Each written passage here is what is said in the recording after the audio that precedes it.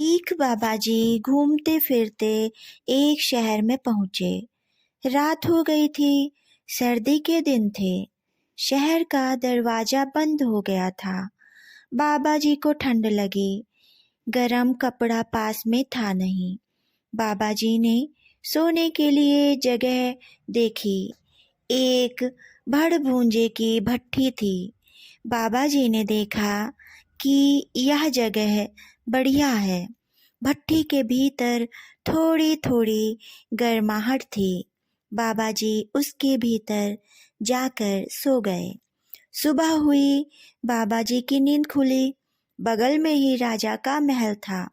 उधर राजा की नींद खुली। राजा ने अपने साथियों से पूछा, कहो भाई, रात कैसी बीती? इधर बाबा जी भट्ठी के भीतर से बोले, कुछ तुम्हारे जैसी, कुछ तुम्हारे से अच्छी। राजा को अनजानी आवाज सुनकर थोड़ा आश्चर्य हुआ।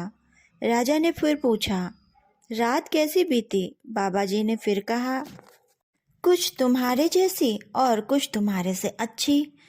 राजा ने अपने आदमियों को भेजा कि जाकर देखो यह कौन बोल रहा है, उसको पकड़कर मेरे सामने लाओ। राजपुरुषों ने बाहर जाकर चारों ओर देखा, पर उनको कोई दिखाई नहीं दिया। जब पुनः बाबा जी ने वही बात कही, तब राजपुरुषों ने देखा कि भट्टी के भीतर एक बाबा जी बैठे हैं, वही बोल रहे हैं।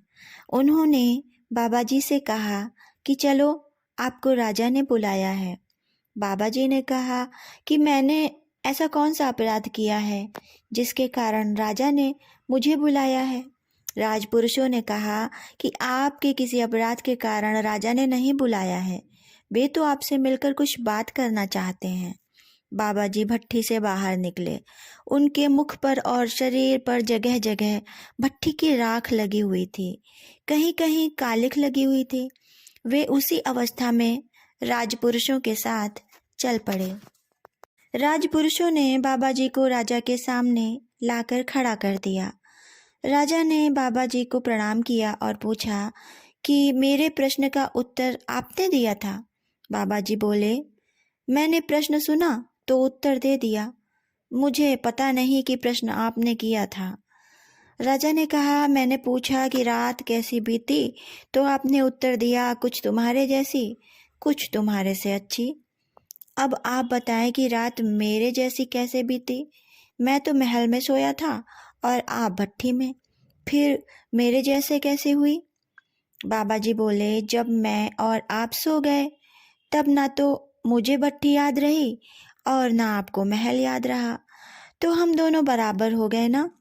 आप नरम नरम गद्दों पर सोए, मैं नरम नरम राख पर सोया। राजा बोला, और मेरे से अच्छी कैसे हुई? बाबा जी बोले, नींद खुलते ही आपको अपनी और राज्य की सैकड़ों चिंताएं सताने लगीं, पर मेरे को कोई चिंता है ही नहीं, इसीलिए मेरी रात आपसे भी अच्छी बीती। चाह गई चिंता मिटी, मनुआ बेपरवाह, जिनको कछु न चाहिए, सो साहन के साह, सो साहन के साह।